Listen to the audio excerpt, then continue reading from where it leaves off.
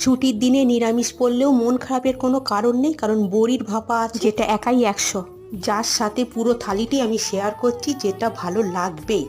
আর একটা লাইক কিন্তু আমার চাই। সর্ষে, জিরে, বেশি পরিমাণে পোস্ত ভালো করে পেস্ট করে টিফিন কারিতে নিয়ে মিক্সি ধোয়া জল একটু বেশি পরিমাণে দিয়ে তাতে দাও টমেটো কুচি, নুন আর হলুদ। বড়ি আগের থেকে ভেজে রাখবে না। সর্ষের তেলে লাল করে ভেজে নেওয়া বড়ি টিফিন কারিতে দিয়ে ভাজা তেলটাও কিন্তু দিয়ে দেবো, কাঁচা তেল এখানে দেবো না।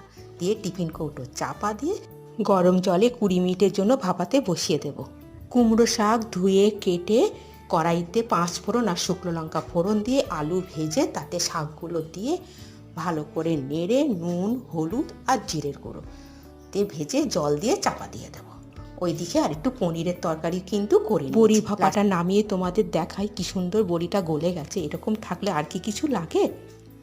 টাটা।